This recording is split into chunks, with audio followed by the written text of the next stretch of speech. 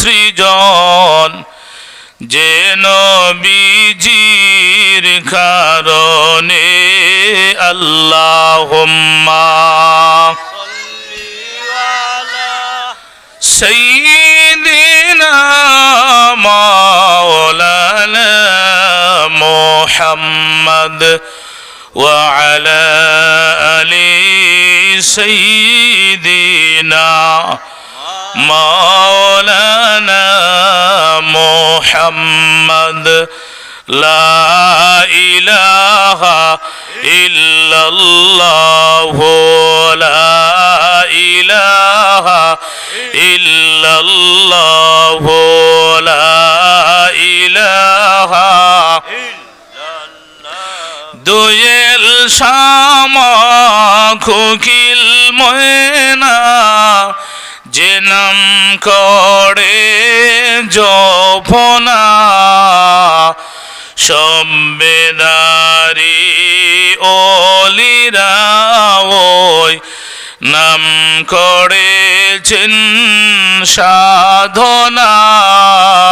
লা ইলাহা ইল্লাল্লাহু লা ইলাহা। এই নাম যারা জপ করেন, জান্নাতে তাহাদের ঠিকানা। সম্বেদারি ওলিরা ওই নাম করেছেন সাধনা। লা ইলাহা ইল্লাল্লাহু লা ইলাহা লা ইলাহা ইল্লাল্লাহু মুহাম্মাদুর রাসূলুল্লাহ সাল্লাল্লাহু আলাইহি ওয়াসাল্লাম। ঐতিহ্যবাহী মুনিরগাথি গ্রামের মুর্দে গান্ধের ইসালে সোয়াব উপলক্ষে 11তম বার্ষিক ইসলামী সুন্নি মহাসম্মেলনের শ্রদ্ধাভাজন সভাপতি দিগর হজরত ওলামায়ে কেরাম, শ্রদ্ধাভাজন মুসল্লিয়ান মুরব্বিয়ানে কেরাম, আমার সমবয়সী যুবক ভাইয়েরা, পর্দার আড়ালের আমার সম্মানিতা মা ও বোনেরা, মহান রব্বুল আলামিনের দরবারে অগণিত অসংখ্য শুকর যে আল্লাহ রব্বুল আলামিন আপনাকে আমাকে আশরাফুল মখলুকাত, সমস্ত সৃষ্টির সেরা মানুষ হিসাবে সৃষ্টি করেছেন।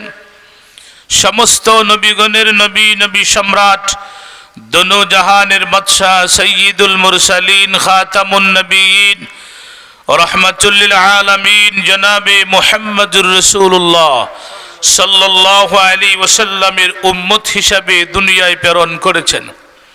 বর্তমান সময়ে দুনিয়ার সমস্ত ফিতনা ফাসাদ থেকে হেফাজত করে ঈমানি নূরানি জান্নাতি বাগানের ভিতরে আসার এবং বসার তৌফিক দান করেছেন। আমরা সেই আল্লাহ পাকের শুকর আদায় করি, সবাই বলি আলহামদুলিল্লাহ। প্যারে হাজরিন, আল্লাহ পাক হলেন আমাদের খালিক ও মালিক। আল্লাহ আমাদের হায়াতের মালিক, মৌতের মালিক, আওলাদের মালিক, ইজ্জতের মালিক, সম্পদের মালিক, সব কিছুর মালিক হলেন মহান রব্বুল আলামিন। ঠিক না ঠিক? আল্লাহর হুকুমে দুনিয়া এসেছি, আল্লাহর মেহেরবানিতে দুনিয়ায় বিচরণ করিতেছি। আমার একদিন অবশ্যই আল্লাহর হুকুমেই দুনিয়া ছেড়ে চলে যাইতে হবে। জুড়ে বলেন ঠিক না ঠিক? কারণ এই দুনিয়া থাকার জায়গা নয়।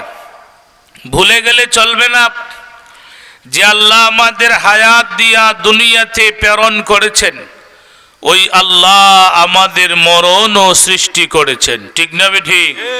কোরআন শরীফে আল্লাহ আমাদেরকে ওয়াজ করেছেন, আল্লাযী খালাকাল মাউতা ওয়াল হায়াত ليبلوكم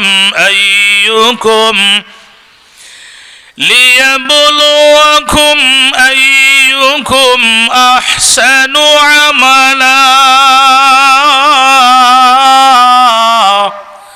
জোরে বলুন আল্লাহু আকবার। আল্লাহ পাক এখানে ওয়াজ করেছেন আমি তোমাদের মরণও সৃষ্টি করেছি, হায়াতও সৃষ্টি করেছি।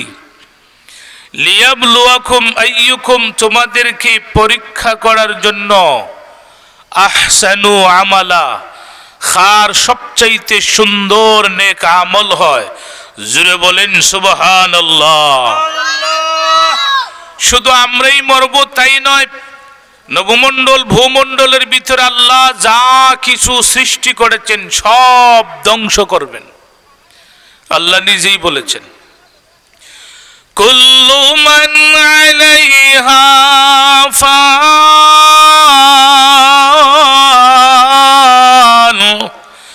ওয়া ইয়াবকা ওয়াজহু রাব্বিকা যুল জালালি ওয়াল ইকরাম। আল্লাহ বলেন সব ধ্বংস হবে। কুল্লু মান আলাইহা ফান, সব ধ্বংস হবে। একমাত্র মহিয়ান গরিয়ান ক্ষমতাবান আল্লাহ ব্যতীত জুড়ে বলেন সুবহানাল্লাহ। যেই নবীজির উসিলায় আল্লাহ পাক ইহকাল বানাইলেন, পরকাল বানাইলেন। লাউলা কালামা খালাকুতুল আফলাক, ওগো নবীজি আপনাকে যদি না বানাইতাম নবমণ্ডল ভূমণ্ডলের ভিতরে যা কিছু আছে কোনো কিছুই আমি আল্লাহ বানাইতাম না। জুড়ে বলেন সুবহানাল্লাহ। ওই নবীজিকেও নিয়ে গেছেন, আমাদেরকেও নিয়ে যাবেন যখন আমাদের হায়াত শেষ হয়ে যাবে। কোরআন শরীফে বহু জায়গায় আল্লাহ ওয়াজ করেছেন। এক জায়গায় আমরা সকলে সম্বোধন করেও বলেছেন ইয়া আইয়ুহাল ইনসানু ইন্নাকা কাদিহুন ইলা রাব্বিকা গাদহান ফামুলাকি।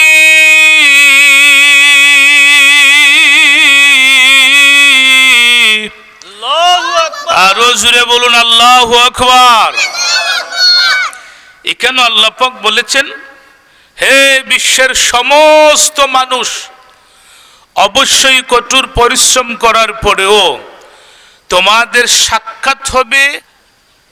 আল্লাহু আকবার। দুরূদ শরীফ পড়েন আল্লাহুম্মা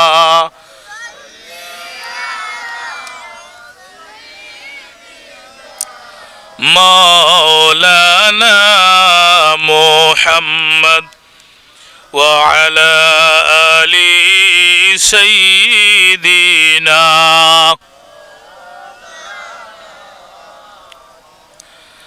আল্লাহুম্মা সাল্লি আলা সাইয়্যিদিনা মাওলানা মুহাম্মদ ওয়া আলা আলি সাইয়্যিদিনা মাওলানা মুহাম্মদ আল্লাহুম্মা সাল্লি আলা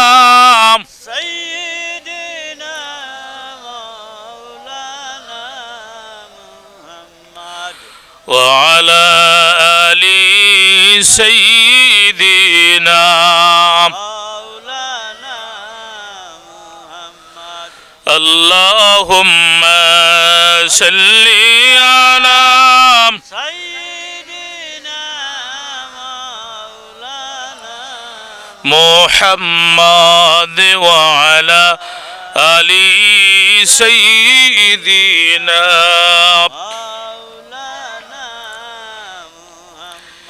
ভেবে দেখো মনে মনে প্রেম করছো নবীর সনে।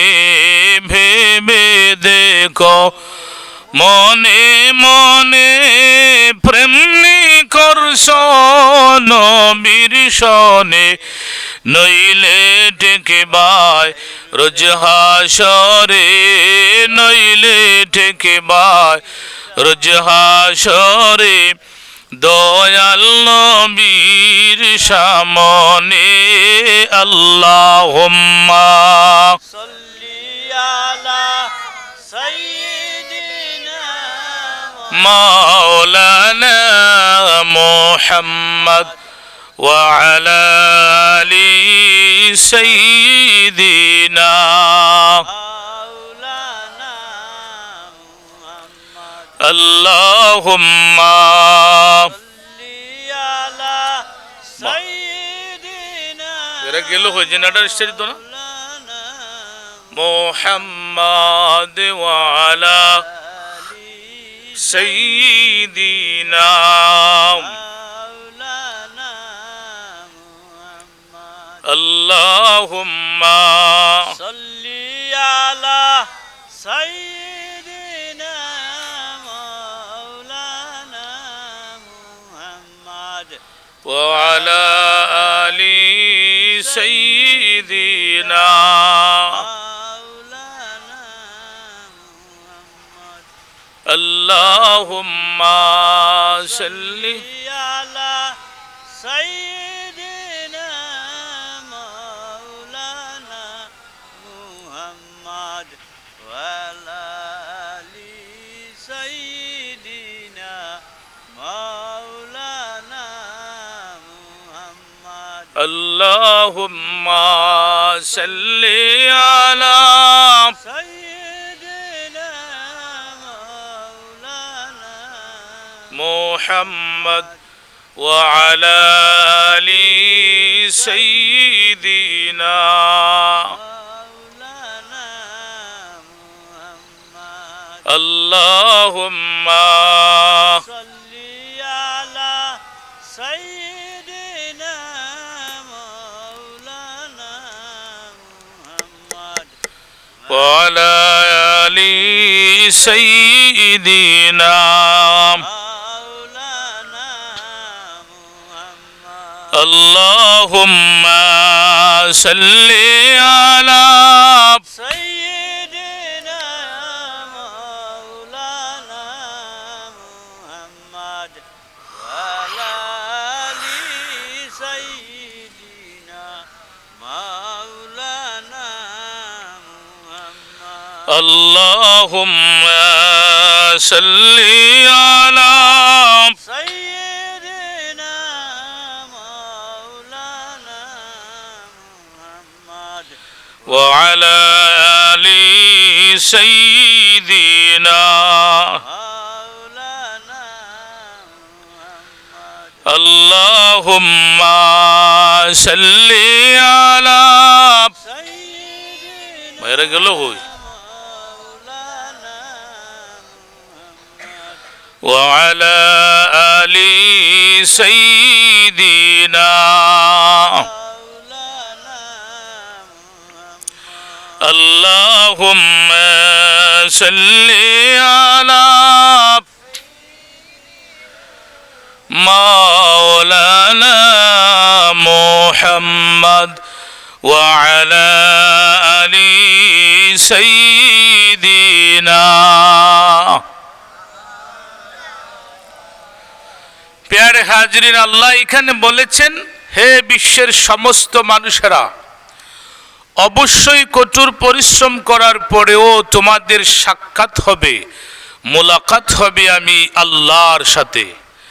জুড়ে বলুন, আমাদের সাক্ষাৎ কার সাথে হবে? আল্লাহর সাথে। একটা উদাহরণ দিয়েই আমি আমার বিষয়ভিত্তিক আলোচনায় চলে যাব ইনশাআল্লাহ। এই দুনিয়াতে আমরা কেউই থাকবো না, সবাই যাইতে হবে, ঠিক না ঠিক? কুল্লু নাফসিন যায়িকাতুল মাউত, প্রত্যেকটা প্রাণী মরণশীল। আজকে যে উদাহরণটা দিব, এমন একটা উদাহরণ দিব যার তুলনা আর কাহারও সাথে হইতে পারে না। উনি ছিলেন আমাদের নবীজির সবচাইতে আদরের মেয়ে, কলিজার টুকরা হযরতে ফাতেমা রাদিয়াল্লাহু তাআলা আনহা। নবীজি ওনাকে সবচাইতে বেশি মহব্বত করতেন। রসুল যার শানে বলেছেন, ওয়াল ফাতিমাতু সাইয়্যিদাতু নিসাই আহলিল জান্নাহ, আমার মেয়ে ফাতেমা জান্নাতি সমস্ত মহিলাদের সর্দার। জুড়ে বলুন সুবহানাল্লাহ। সুবহানাল্লাহ। ওনার দুইজন ছেলে ইমাম হাসান ইমাম হুসাইন রাদিয়াল্লাহু তাআলা আনহুমা, এদের সম্বন্ধে রাসূল বলেছেন আল হাসান ওয়াল হুসাইনু সাইয়্যিদা শাবাবি আহলিল জান্নাহ, আমার দুই নাতি ইমাম হাসান হুসাইন জান্নাতি সমস্ত যুবকদের সর্দার। উনি ছিলেন হযরত আলী রাদিয়াল্লাহু তাআলা আনহুর স্ত্রী। হযরত আলীকে শের খুদা, আল্লাহর বাগ বলা হইতো। জুড়ে বলেন সুবহানাল্লাহ। সুবহানাল্লাহ। তো হযরত ফাতেমার ইন্তেকাল হয়েছিল নবীজির ইন্তেকালের 6 মাস পরে, রমাদানুল মুবারক মাসে।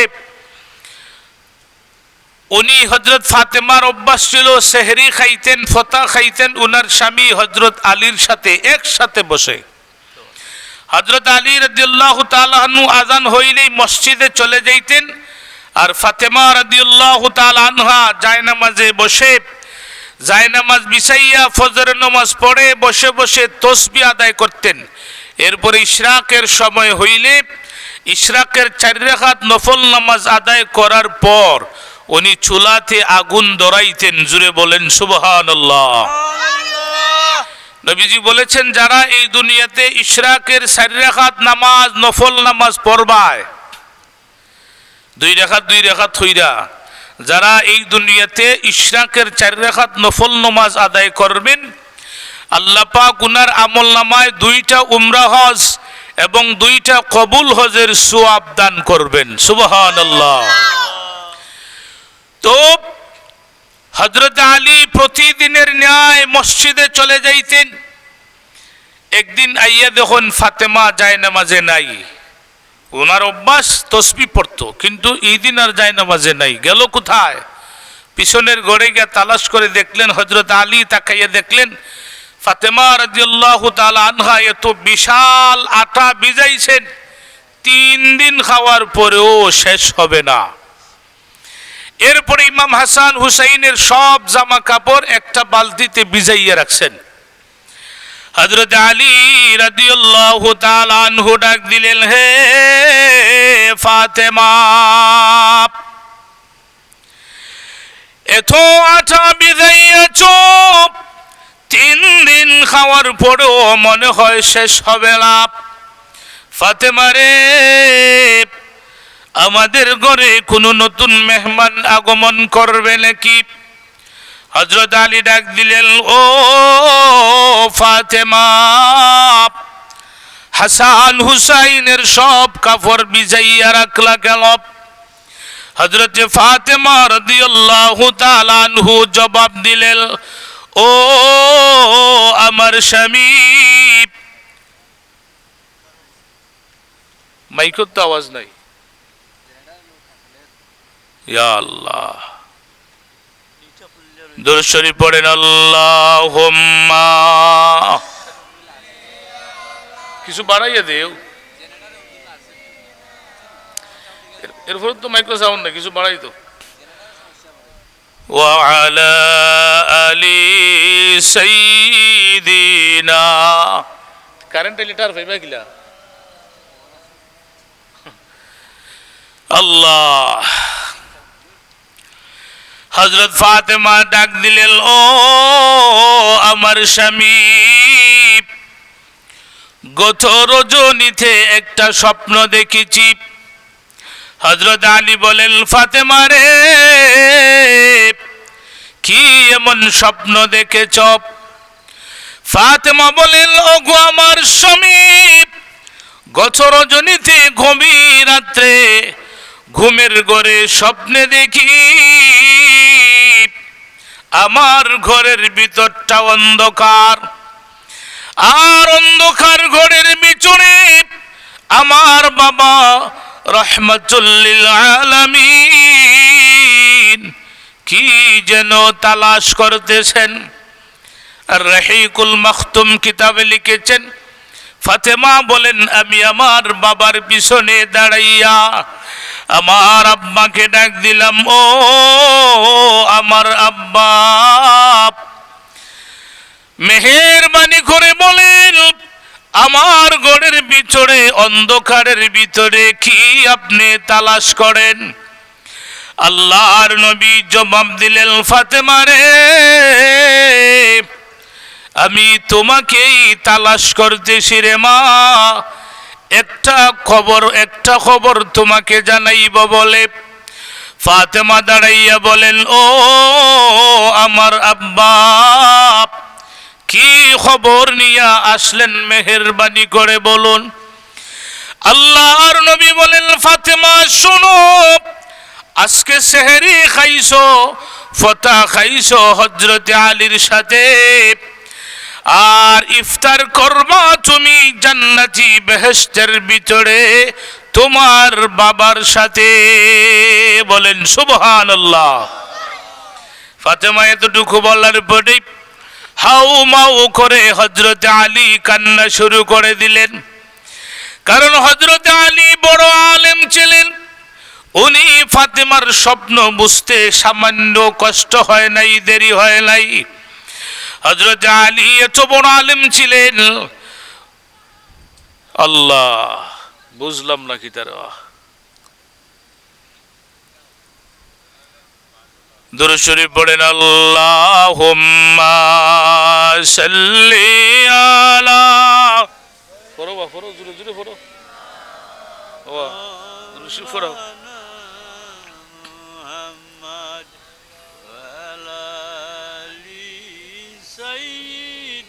কারেন্ট আইছেন তো। মুহাম্মাদ আল্লাহুম্মা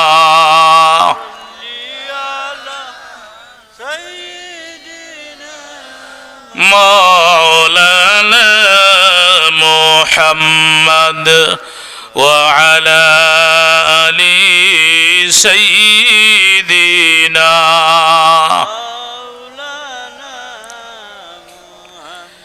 তো এবার আসুন, হযরত আলী বড় আলেম ছিলেন।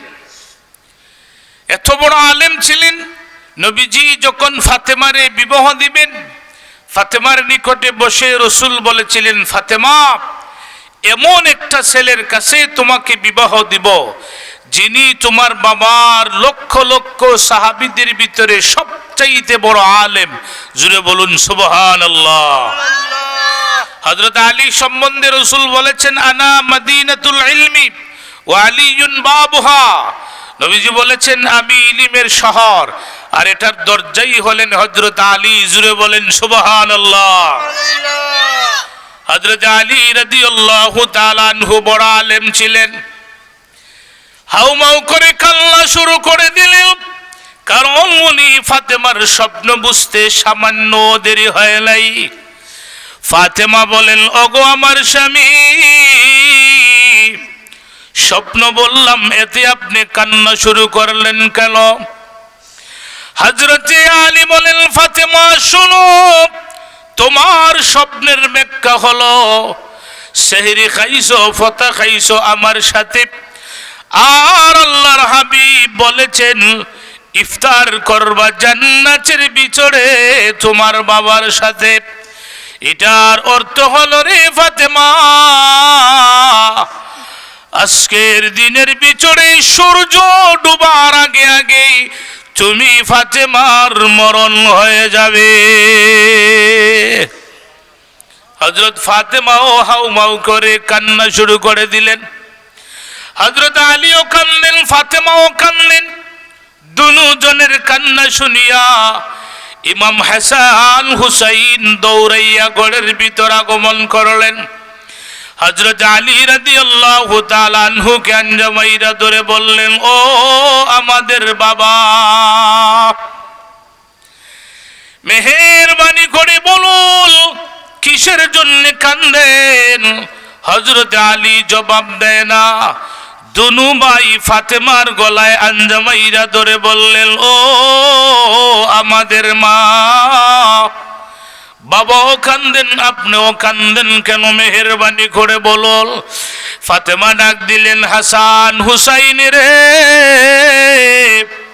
তাড়াতাড়ি তোমাদের নানা ভাইয়ের কবরে চলিয়া যাও। সাথে সাথে হাসান হুসাইন দুনো ভাই দৌড়াইয়া রসুলের কবরের উপর উঠে বসে গেলেন। আমাদের নবী হায়াতুন নবী প্রায় সময় হাসান হুসাইনের সাথে আলোচনায় লিপ্ত হইয়া যাইতেন। হাসান কান্দে আর বলেন, ও নানা ভাই, বাবাও কান্দেন, মাও কান্দেন, কেউ কিছুই বলেন না। মা বলেছেন আপনার খবরে আসার জন্যে মেহেরবানি করে আমাদেরকে বলিয়া দাও। মায়ার নবী জবাব দিলেন, হাসান হুসাইন রে, তাড়াতাড়ি তোমাদের ঘরের ভিতরে চলিয়া যাও। হে হাসান হুসাইন, শোনো, জীবনের শেষবারের মতন তোমাদের মার চেহারা দেখিয়া লও। এই দুনিয়াতে আর কোনোদিন তোমাদের মার চেহারা দেখতে পাইবা না। হাসান হুসাইন দৌড়াইয়া ঘরের ভিতরে আসলেন। আসিয়া দেখেন ওনাদের মা ফাতেমা হযরত আলীর সামনে দাঁড়াইয়া জোরহাত করে দাঁড়াইয়া বলতেছেন, ও আমার স্বামী, আমি যদিও রসুলের মেয়ে, এরপরও আপনার স্ত্রী, আপনার হক আমি পরিপূর্ণভাবে পালন করতে পারি নাই। মেহেরবানি করে আমারে ক্ষমা করিয়া দাও। কিয়ামতের ময়দানে আল্লাহর আদালতে আমার বিরুদ্ধে বিচার প্রার্থী হইও না। হযরত আলী কান্দেন আর বলেন, ফাতেমা রে, তুমি না নবীজির সবচেয়ে আদরের মেয়ে, কলিজার টুকরা। হে ফাতেমা, শোনো, তোমাকে আমি সঠিকভাবে লালন পালন করতে পারি নাই, ভালো কাপড় পরিধান করতে পারি নাই, ভালো খাবার তোমাকে দিতে পারি নাই। ও ফাতেমা, মেহেরবানি করে আমাকেও মাফ করিয়া দিও। বলেন সুবহানাল্লাহ। তো আপনি আমার সামনে মরণ আসেনি না নাই? মরণের হাত থেকে বাঁচার কোনো ব্যবস্থা আরো জোরে বলেন আছে? মরণ থেকে পালাও যত, মরণ তোমায় লইবে ঘিরি। মরণ থেকে পালাও যত, মরণ তোমায় লইবে ঘিরি। যদিও সুদূর আকাশ পড়ে, লোকাও সে তাই লাগিয়ে সিরি।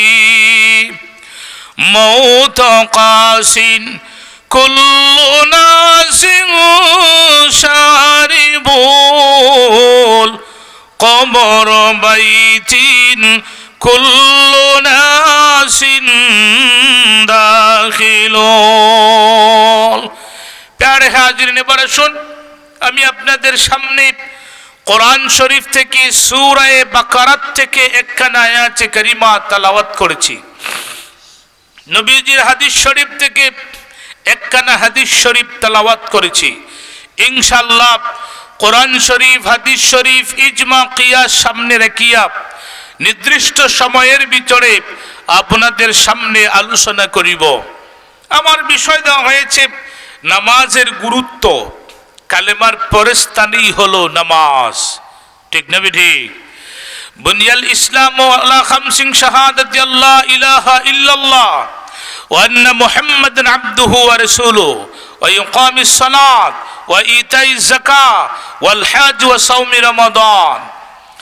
ভাই, নামাজের গুরুত্ব এত বেশি, নামাজের গুরুত্ব যেমন মুফাসসিরিনে কেরাম উল্লেখ করেছেন, সমস্ত আমল রসুলকে দুনিয়াতে রাখিয়া আল্লাহ জিব্রাইল পাঠাইয়া আমাদেরকে জানাইয়া দিয়েছেন, নবীজিকে জানাইয়া দিয়েছেন।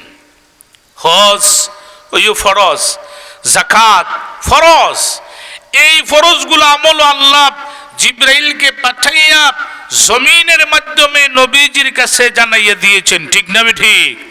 একমাত্র আমল নামাজ, যেটা আমাদের উপর ফরজ করার জন্য আল্লাহ উনার হাবিবকে আরশে আজিমে ভ্রমণ করাইয়াছেন।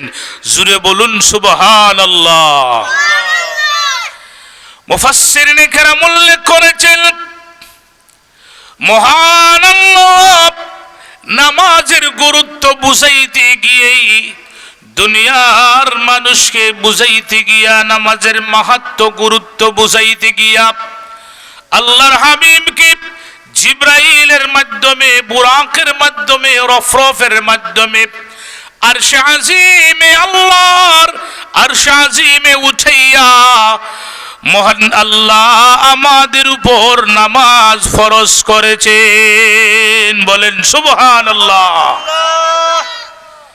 সব আমল আল্লাহ দুনিয়াতে রসুলকে রাখিয়া জিব্রাইল পাঠাইয়া জানাইয়া দিয়েছেন। শুধুমাত্র নামাজ এমন একটা আমল যেটা ফরজ করার জন্যে জানাইবার জন্যে রসুলকে আল্লাহ জিব্রাইল পাঠাইয়া বোরাকের মাধ্যমে রফরফের মাধ্যমে সপ্তম আকাশ সিদরাতুল মুনতাহা ৭০,০০০ নূরের পর্দা লা মুকাম লা জামান এরপর আরশ আজিম সুবহানাল্লাহ হইতা না বেহেশত দেখাইছেন দুজখও দেখাইছেন।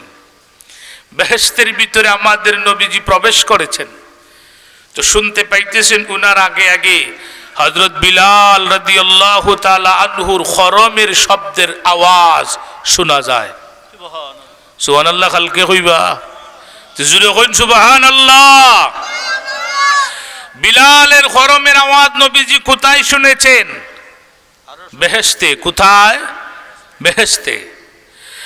আল্লাহর নবী ডাক দিলেন, হে বিলাল, কি এমন আমল করো বেহেশতের ভিতরে তোমার খরমের শব্দের আওয়াজ আমি রাসূল শুনতে পাইয়াছিলাম। কান্না শুরু করে দিলেন হযরতে বিলাল, ও আল্লাহর হাবিব, আমার তেমন কোনো আমল নাই গো নবীজি। ইয়া রাসূলুল্লাহ, তবে একটা আমল করি, 5 ওয়াক্ত ওযু করিয়া মসজিদের সামনে দাঁড়াইয়া আজান দেই। আজান দেওয়ার পরে আল্লাহর ঘর মসজিদের ভিতরে প্রবেশ করিয়া 2 রাকাত তাহিয়াতুল ওযু নফল নামাজ আদায় করি। প্যারে হাজিরিন, কোরআন শরীফে 82 জায়গায় আল্লাহ আকিমুস সালাহ নামাজ কায়েম করার কথা বলেছেন। সুবহানাল্লাহ। এই নামাজের এত গুরুত্ব, নবীজি বলেছেন 7 বছর বয়স যখন ছেলে মেয়ের হবে তখন তাদেরকে নামাজের হুকুম দাও, আদেশ করো। 10 বছর বয়স যখন হবে তখন তাদেরকে নামাজের জন্য পিঠাও পিঠাও শাসন করো। জুড়ে বলেন সুবহানাল্লাহ।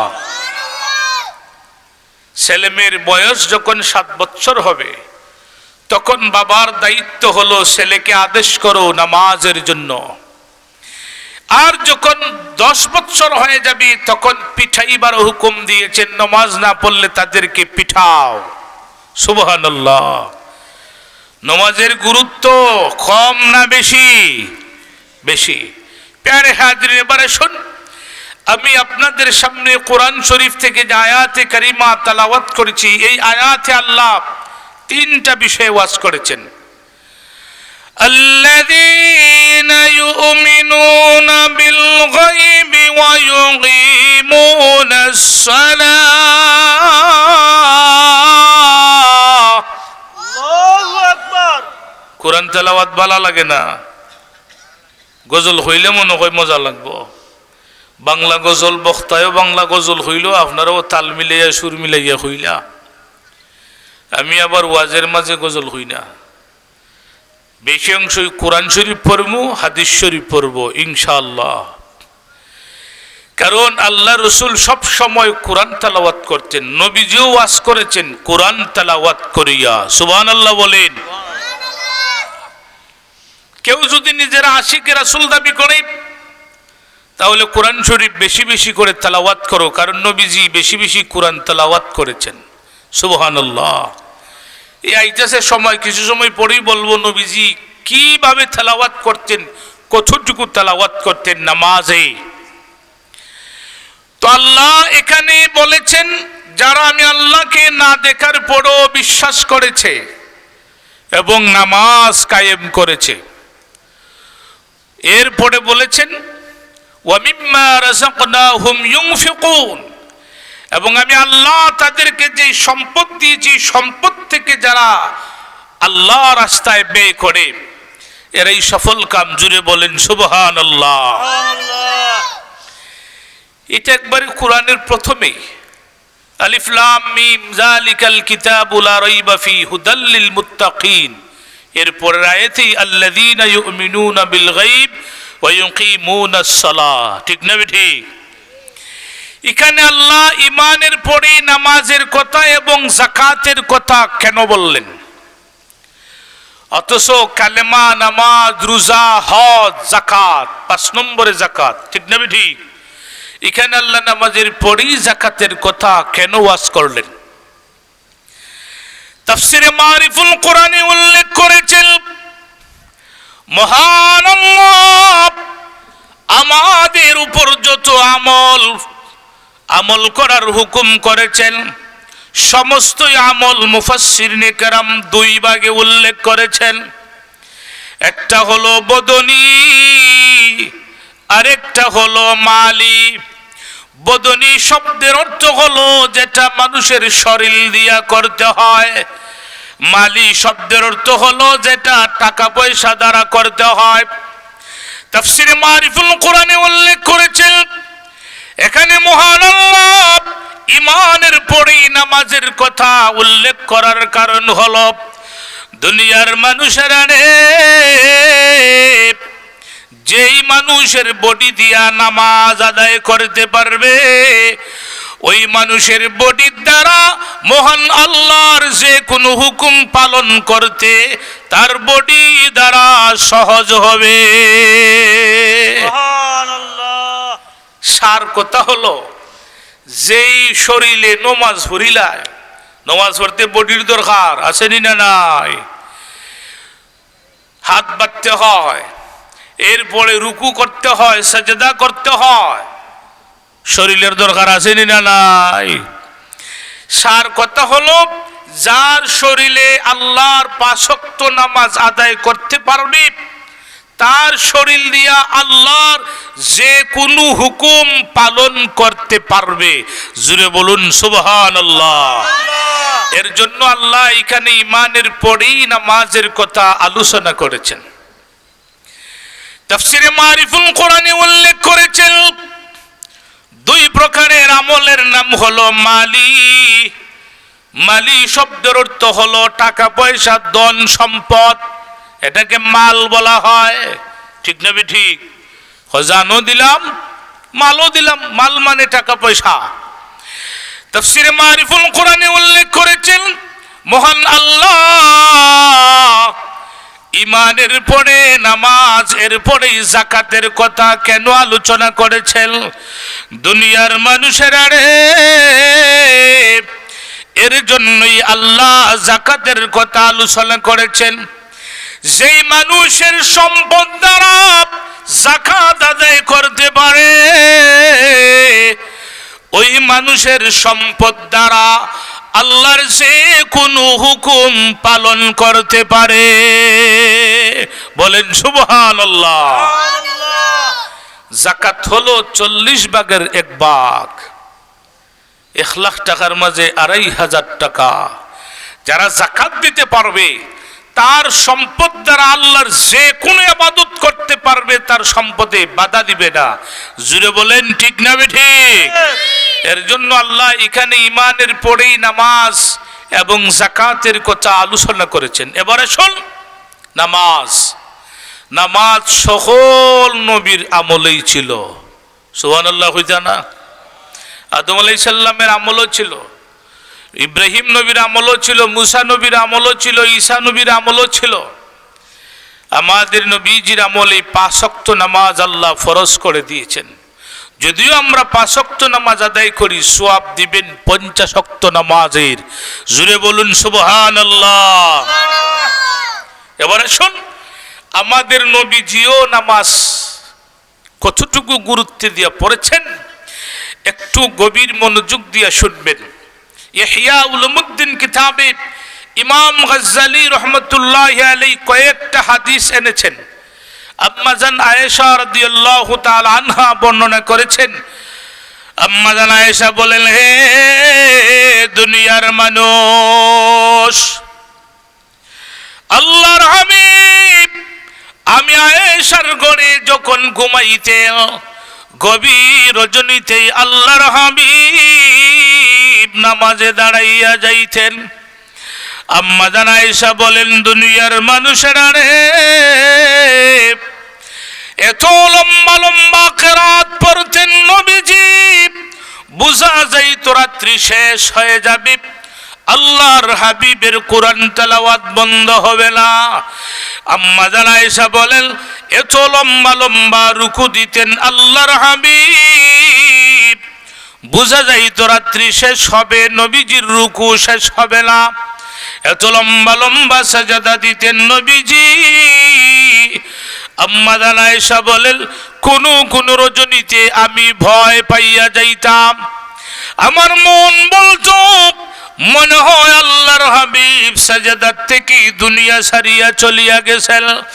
আমি আয়েশা আমার শাহাদত আঙ্গুল দিয়া নবীজির পায়ের তালা মুবারকে এইভাবে যখন গোসাইতাম, তখন নবীজির শরীর মুবারক কিছু নড়াচড়া করতেন।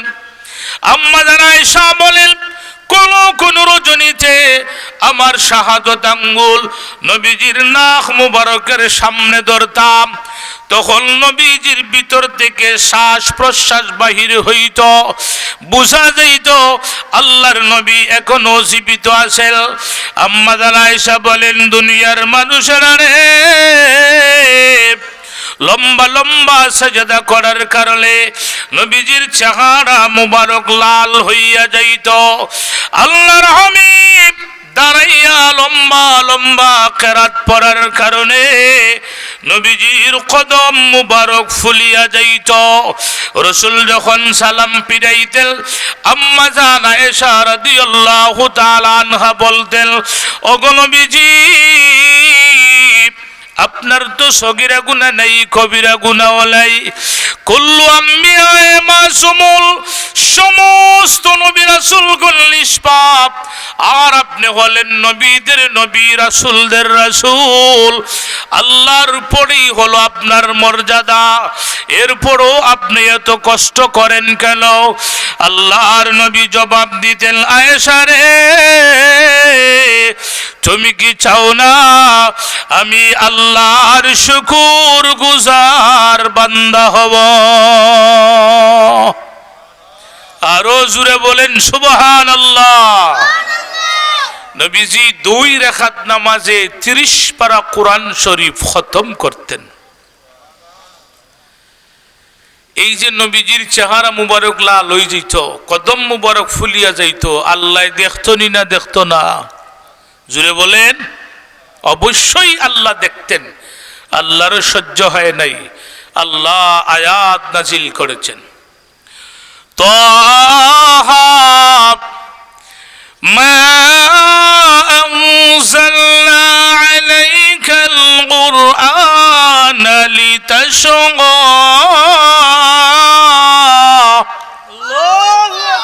আরো জুড়ে বলেন আল্লাহু আকবার। আল্লাহ বলেন, ও নবীজি, কোরআন আপনাকে কষ্ট দেওয়ার জন্য কোরআন শরীফ নাজিল করি নাই। জুড়ে বলুন সুবহানাল্লাহ।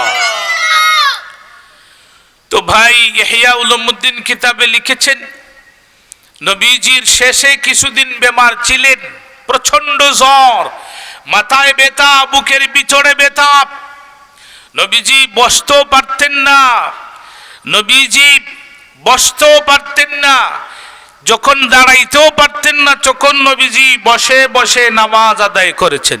সুবহানাল্লাহ হইতা না? বৃহস্পতিবার দিনে নবীজি বসতেও পারেন না, তো ইহয়া উলুমউদ্দিন কিতাবে লিখেছেন নবীজি ঘুমাইয়া ঘুমাইয়া ইশারার মাধ্যমে নামাজ আদায় করেছেন। এখন নবীজি যদি ঘুমাইয়া ইশারার মাধ্যমে নামাজ পড়েছেন, আপনি আমার নামাজ পড়ার দরকার আছে নি না নাই? কিন্তু আফসোস আমাদের সমাজের কিছু ভণ্ড এরাই হইব একটা নমাজ একটা রোজা আদমে করিলে সোজা। নাউজুবিল্লাহ কইতা না? হ্যাঁ ভাই, নমাজ নবীজি পড়েছেন ঘুমাইয়া ইশারার মাধ্যমে। আর যদি বন্ডরা হয় একটা নমাজ একটা রোজা আদমে করিলে সোজা, হাসা কইছে না মিশা কইছে?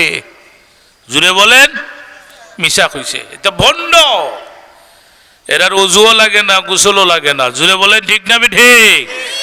ওজুর কথা কোরআন শরীফ আছে নি না নাই? ফাগসিলু উজুহাকুম ওয়া আইদিয়াকুম ইলাল মারাফিক ওয়ামসাহু বিরুউসিকুম ওয়া আরজুলাকুম ইলাল কাবাইন। আরো জোরে বলেন আল্লাহু আকবার। অভ্যাস করেন, কারণ নবীজি বলেছেন বেহেশতের ভিতরে স্বয়ং আল্লাহ আমাদের সামনে কোরআন শরীফের সূরা আর রহমান তেলাওয়াত করবেন। সুবহানাল্লাহ কালকে কইবাই নাই আপনারা? সুবহানাল্লাহ কইতে কষ্ট হয়, একটু জোরে আওয়াজ দিবা। আলহামদুলিল্লাহ অনেক তো মোটামুটি বাক্যই মানুষ হইছেন, তো আপনারা একটু জোরে কথা বলবেন। রাজি আছেন তো সাহাবগণ? আপনারা চেহারায় কথাবার্তায় বক্তারও কথাবার্তাইব। তো প্যারে হাজরিন, আল্লাহ কইছেন হে মুমিনগণ, ইয়া আইয়ুহাল্লাযীনা আমানু ইযা কুমতুম ইলাস সালাহ, যখন তোমরা নামাজের প্রস্তুতি গ্রহণ করো, ফাগসিলু উজুহাকুম, তোমাদের চেহারা ধৌত করো, ওয়া আইদিয়াকুম ইলাল মারাফিক, তোমাদের দুনু হাত কনি পর্যন্ত ধৌত করো, ওয়ামসাহু বিরুউসাকুম, তোমাদের চেহারা মাসহ করো, ওয়া আরজুলাকুম ইলাল কাবাইন, তোমাদের দুনু পাও ঘন্টা পর্যন্ত ধৌত করো। সুবহানাল্লাহ।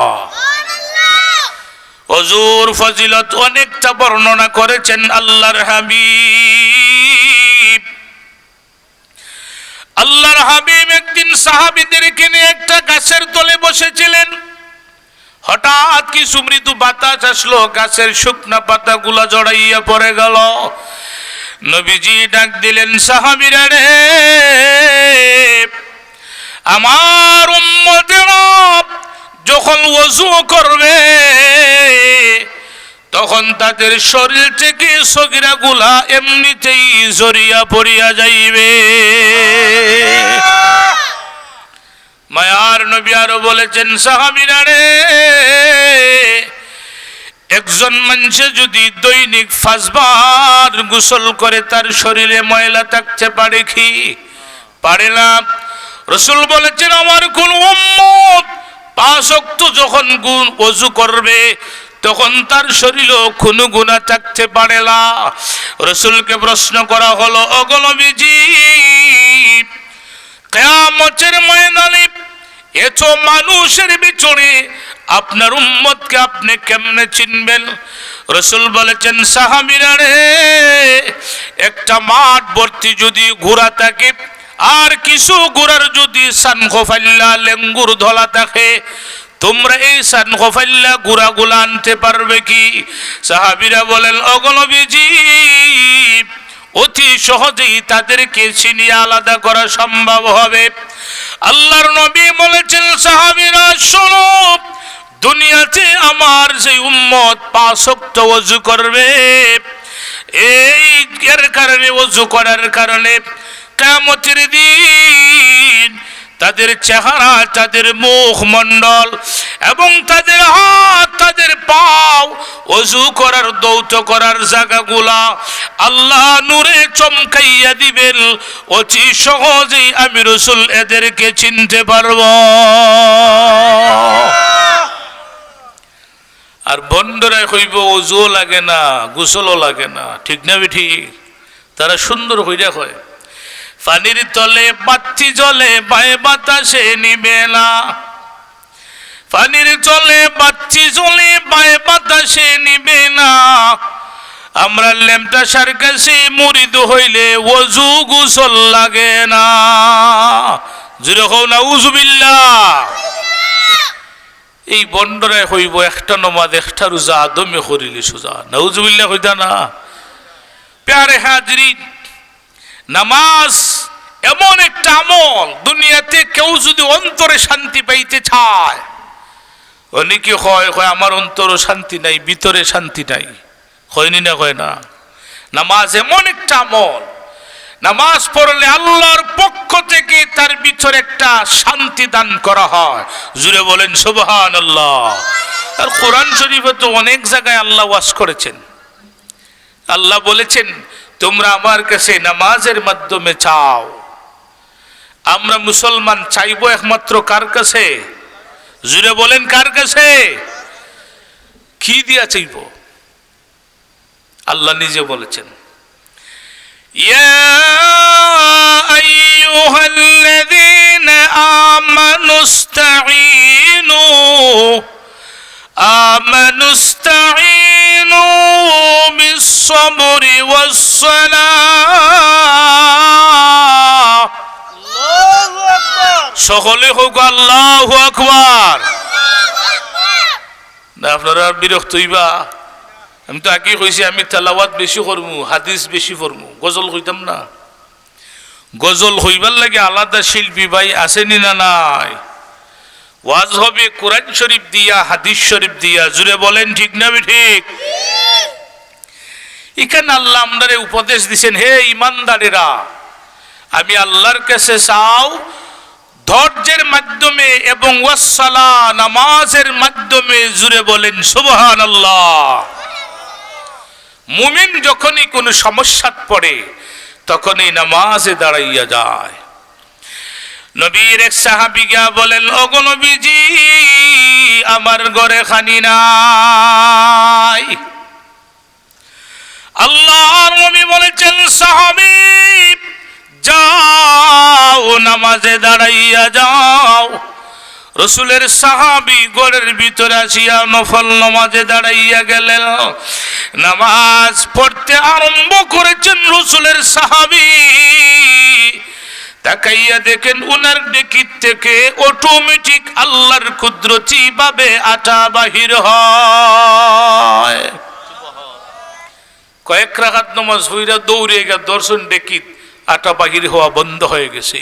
নবীজির কাছে গিয়া বলেছি, ইয়া রাসূলুল্লাহ, আমি নামাজ শুরু করেছি, আটাও বাহির হইতে লাগলো, কিছু সময় পরেই গিয়া ডেকির দর্তি বন্ধ হয়ে গেল। নবীজি মুস্কি হাসি দেয়া বললেন, যত সময় নামাজ পড়লে তত সময় আটা আল্লাহ বাহির করে দিতেন। জুড়ে বলেন সুবহানাল্লাহ। কিন্তু আমরা তো বুঝি না, জানি না। হ্যাঁ ভাই, এই দুনিয়াতে কেউ যদি ধনী হইতে চাও, চাস্তের নামাজ পড়ো। ধনী বানাইয়া দিবেন কে? আল্লাহ। আরো জুড়ে বলেন কে? আল্লাহ। চাস্তের 4 রাকাত নামাজ 2 রাকাত কইরা নফল নিয়তে পড়তে হয়। বলতে পারবেন কোন সময় চাস্তের নামাজ হয়? কেউ কইতে পারবা? কেউ পারবো না। হৌসাই কোন সময় চাস্তের নামাজের টাইম হয়? কোন সময় চাস্তের নামাজে রক্ত হয়? হ্যাঁ, আমরা তো এখানে সবাই মুসলমান, সকলই ইমানদার, সকলই নামাজি, কিন্তু চাস্তের নামাজ কোন সময় হয় কেউ বলতে পারি না। আহা, আম্মা আয়েশা বলেন, দুনিয়ার মানুষেরা রে, আমি আয়েশা চাস্তের নামাজ জীবনও সারি নাই। চাস্তের 4 রাকাত নামাজ 2 রাকাত করে নফল নামাজ সকাল 9টা থেকে 11টার ভিতরে, ওই সময় হলো চাস্তের নামাজের সময়। ওই সময় আল্লাহর হাবিব দুনিয়া থেকে বিদায় গ্রহণ করেছেন। নবীজি দুনিয়াতে এসেছিলেন সুবে সাদেকের সময়। পবিত্র 63 বছর জিন্দেগির পরে নবীজি যখন দুনিয়ার থেকে চির বিদায় গ্রহণ করেন, ওই সময় ছিল চাস্তের নামাজের সময়। আজকে চিন্তিত কোন সময় চাস্তের নামাজের সময়? আহা, চাষের নামাজ যারা পড়বে 4 রাকাত, এরা ধনী না বানাই আল্লাহ মরণ দিত না। সুবহানাল্লাহ, এরা ধনী হবেই হবে। তো 5 ওয়াক্ত নামাজ বাদ দিয়া না 5 ওয়াক্ত নামাজ ফইরা, নামাজ কোরআন শরীফে 82 জায়গায় আল্লাহ নামাজের কথা বলেছেন। ইন্নাস সালাতা তানহা আনিল ফাহশাই ওয়াল মুনকার, আল্লাহ বলেন নিঃসন্দেহে নামাজ মানুষকে বেহায়াপনার থেকে বিরত রাখে। সুবহানাল্লাহ। হ্যাঁ ভাই, নামাজ এখন কিছু শক্ত কথা, কঠিন কথা হইব। কুকুর সকালবেলা, কুত্তা যেটারে আমরা কুত্তা ডাকি, কুত্তা এমন একটা নাপাক জিনিস, তার বিজা শরীর, তার বিজা পশম যদি কেউ শরীরে লাগে নাফাক হইয়া যায়। নাউজুবিল্লাহ হইতা না? কুকুর সকালবেলা ঘুম থেকে উঠে আল্লাহর দরবারে দোয়া করে, হে রব্বুল আলামিন, কুত্তা বানাইছো তাতে আমার কোনো দুঃখ নাই। সারাদিন মানুষে আমারে গাইল্লায় লাত্তি মারে, মানুষের দ্বারে দ্বারে ঘুরি, এরপরও আমার দুঃখ নাই। মাওলা, তুমি আল্লাহর দরবারে একটা দরখাস্ত করি, ঘুম থেকে উঠে সকালবেলা যেন কোনো বেনমাজির মুখ আমি না দেখি। নাউজুবিল্লাহ হইতা না? এগুলা বুঝছো? বেনমাজি হল বড় গলা কইব নমাজ না পড়লে কি দেবো? হুজুর আমার ইমান ঠিক আছে, তোমার ইমান খসু আছে, খসু। আমি হাদিস পড়েছি, আল ফারকু বাইনাল আবদি বাইনাল কুফরি তারকুস সালাহ, কাফির এবং মুমিনের পার্থক্যই হলো নামাজ। যার নামাজ নেই তার কিসের ইমান? আরেক হাদিস আছে, যার নামাজ নাই তার ইমান নেই। ইমাম আহমদ ইবনে হাম্বল রাহমাতুল্লাহ আলাইহি ফতোয়া দিয়েছেন যে নামাজ পড়ে না সে কাফের। আমাদের ইমাম আবু হানিফা রাহমাতুল্লাহ আলাইহি ফতোয়া দিয়েছেন যে নামাজ পড়ে না সে কুফরি করলো। ও বেনমাজি, তোমার কিসের ইমান? কিসের ইমান তোমার? হ্যাঁ, নামাজের খুবই গুরুত্ব। নামাজের বেনমাজির শরীরের পশমটাও, শরীরের গামটাও নাপাক। নাউজুবিল্লাহ হইতা না? নামাজ গুরুত্বপূর্ণ একটা আমল। নবীজি বলেছেন কিয়ামতের দিন সর্বপ্রথম বিচার হবে নামাজের। নামাজের হিসাব যার সুন্দর হবে তার সারা জিন্দেগির হিসাব সুন্দর হবে। জুড়ে বলেন সুবহানাল্লাহ। এক ওয়াক্ত নামাজ কেউ যদি বিনা উজরে খজা করে, খজা মানে কি? এখন পড়তে পারি নাই, পরে পড়ব। জোহরের নামাজটা আসর ওয়াক্ত পড়ব, আসরের নামাজটা পড়তে পারি নাই দুনিয়ার জামালায়, মাগরিবের ওয়াক্ত পড়ব। বিনা উজরে যদি কেউ এক ওয়াক্ত নামাজ খজা করে 2,88,00,000 বৎসর জাহান্নামের আগুনে জ্বলতে হবে। নাউজুবিল্লাহ কইতা না? নবীজিরও জিগাই দিয়েছে, ইয়া রাসূলুল্লাহ আপনি কারে আগে সুপারিশ করবা? নবীজি কইছেন বিকাসরাতিস সুজুদ, যারা নামাজ পড়ে তাদেরকে আমি রাসূল আগে সুপারিশ করব। জুরে বলেন সুবহানাল্লাহ। নামাজ পড়ার দরকার আছে নি না নাই? হ্যাঁ ভাই, নামাজ পড়ো ভাই। নামাজের ভিতরে এত সুন্দর আমল। নামাজের ভিতরে দেখেন ওযু করতে হয়, শরীর পাক, কাফর পাক, জামা পাক, জাগা পাক। এরপরে কোরআন তেলাওয়াত করতে হয়, রুকুতে গিয়া তাসবিহ পড়তে হয়, সাজদায় গিয়া তাসবিহ পড়তে হয়, এরপরে নবীজির উপর দুরূদ শরীফ পড়তে হয়। জুরে বলেন সুবহানাল্লাহ। একটা আমল নামাজ, কিন্তু কতগুলো আমল আল্লাহ ঢুকাইয়া দিয়েছেন। নামাজের ভিতরে সবচাইতে বড় ইবাদত যেটা, সেটা হলো আল্লাহকে সাজদা করা। আল্লাহর হাবিব বলেছেন, নামাজি ব্যক্তি সালাম ফিরাইবার আগে আল্লাহ ঘোষণা দেয়, ফেরেশতারা রে, আমার এই বান্দা বান্দির জন্য জান্নাতের 8টা দরজা খুলিয়া দাও। সুবহানাল্লাহ। কিছু কুচ্চাও হল আছে, গ্রামে এক দুইজন কুট্টা পাওয়া যায়, এরাই হইব খালি নমাজ হইরা বেসতে যাওয়া যাইতো না যদি ইমান ঠিক না করো। হয়নি না কয় না, কয় কিসের নামাজ পড়ো? কয় ইমান নাই ধরো, কিসের নামাজ পড়ো? কয় আগে ইমান ঠিক করো এরপরে নামাজ পড়ো। হয়নি না কয় না, তোর জীবনও ইমান ঠিক হইতো না। কারণ আগে নামাজ পড়েন এরপরে ইমান ঠিক করে দিবেন কে? আল্লাহ। কিছু মানুষ আছে আগে ইমান ঠিক করিলে হুজুর এরপরে নামাজ পড়বো না। এই কয়েকদিন আগে গেছিলাম সিলেট ওয়াজও সাববাজার, এক বেচার আইয়া কয় হুজুর আমি আপনার খুব ভক্ত, আপনার ওয়াজ যেখানেই শুনি কেন যাই, অথচ দাঁড়ি একটাও নাই। বিয়া করে লিছে, ফুরিও বিয়া দিলাইছে, বেটা জন না বুড়া। কইলাম আপনি যখন আমার অতই ভক্ত মায়া করুন তে আমার লাখান ওই যান। কেমনে হুজুর? আমি দাঁড়িয়ে রেখিলাম। কই হুজুর এখনো সুসরা মুসরা গেছে না। সুসরা মুসরা বুঝছেন না? 9-6 মাতে বাটপারে সাটপারি করে। কই হুজুর এখন এটা ছাড়তে পারছি না, ইটাকে ছাড়িলেই পরে দাঁড়িয়ে রাখবো। আমি কই তুমি মরবার আগইতে ছাড়তে পারতে না, আগে দাঁড়িয়ে রাখো, ইনশাল্লাহ তুমি ছাইরা দিবাই। ঠিক না বেঠি? বাদে কই ঠিক আছে হুজুর। তো কিছু কুট্টারাই কয় আগে ইমান ঠিক করো পরে নমাজ ধরো। আরে তোর ইমান মরবার আগ পর্যন্ত ঠিক করতে পারতে না, তোর কপাল নমাজও নাই। আল্লাহ কয় ইন্নাস সালাতা তানহা আনিল ফাহশাই ওয়াল মুনকার, নিঃসন্দেহে নামাজ মানুষকে বেহায়া কাজ থেকে বিরত রাখে। আল্লাহ কয় আগে তুই নামাজ পড়, ইমান ঠিক হয়ে যাবে। আর হে কুট্টা কয় আগে ইমান ঠিক করে পরে নামাজ পড়, তোর হারা জীবনেও ইমান ঠিক হবে না। সুতরাং আগে নামাজ পড়তে হবে। নামাজ খুবই গুরুত্বপূর্ণ একটা আমল। তাফসীর ইবনে কাসীর রাহমাতুল্লাহ আলাইহি সুন্দর একটা ঘটনা লিখেছেন। মুসা আলাইহিস সালাম ছিলেন, মুসা কালিমুল্লাহ, আল্লাহর সাথে কথা বলতেন। সুবহানাল্লাহ হইতা না? আপনারা কষ্ট হইতেছে? আর বেশি না 10 মিনিট সময় কষ্ট দিব। তো মুসা আলাইহিস সালাম তুর পাহাড়ে গিয়ে আল্লাহর সাথে কথা বলতেন। তো একদিন মুসা নবী আল্লাহরে জিগায়, আল্লাহ আমি যে আপনার সাথে কথা কই দূর কতখান জানতে চাই। আল্লাহ কয় মুসা তোমার আর আমার মাঝখানে 70,000 নূরের পর্দা।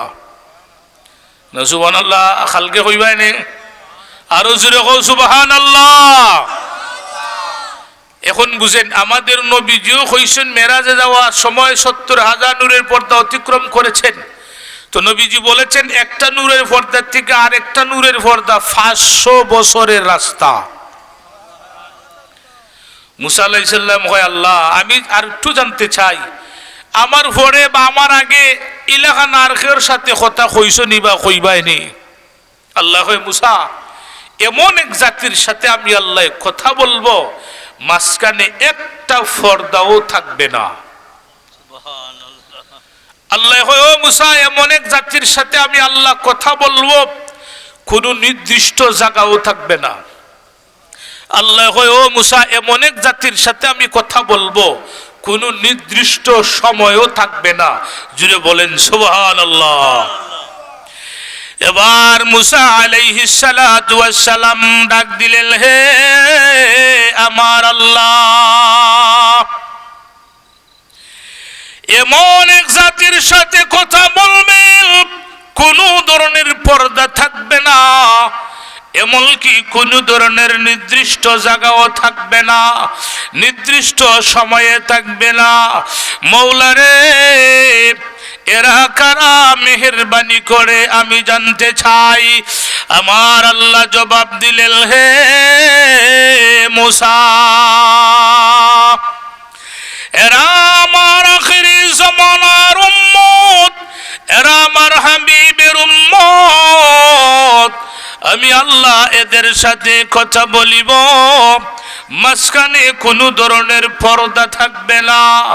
আমি আল্লাহ এদের সাথে কথা বলিব নির্দিষ্ট কোনো সময়ও থাকবে না। হে মুসা শুনো, আমি আল্লাহ এদের সাথে কথা বলিব নির্দিষ্ট কোনো জায়গাও থাকবে না। জুড়ে বলেন সুবহানাল্লাহ। এখন কেউ কেউ যদি মনে মনেও প্রশ্ন করো যে হুজুর আমরা তো রসুলের উম্মত, কই কোন দিন আল্লাহ আমরা সাথে নমাজ কথা হইল? প্রশ্ন জাগেনি না জাগে না? যে আমরা তো রসুলের উম্মত, তো কোন দিন আল্লাহ আমরা সাথে একদিনও নমাজ কথা কইছে না? হ্যাঁ, নবীজির কয়েকটা হাদিস বললেই আপনারা বুঝতে পারবেন। রসুল একটা হাদিসে বলেছেন, আসসালাতু মিরাজুম মুমিনিন। মায়ার নবী বলেন, উম্মতেরা শোনো, নামাজ হলো মুমিনদের মেরাজ। রসুল আরেক হাদিসে বলেছেন, উম্মতেরা রে, এমন ভাবে নামাজে দাঁড়াও যেন তুমি আল্লাহকে দেখতেছ। এইভাবে যদি না পারো তাহলে এমন মন নিয়ে নামাজে দাঁড়াও, অবশ্যই মহান আল্লাহ তোমারে আমারে দেখতেছেন। ঠিক না ঠিক? তোমার আমার সামনে আল্লাহ, পিছনে আজরাইল, ডানে বেহেশত, বামে দুজখ।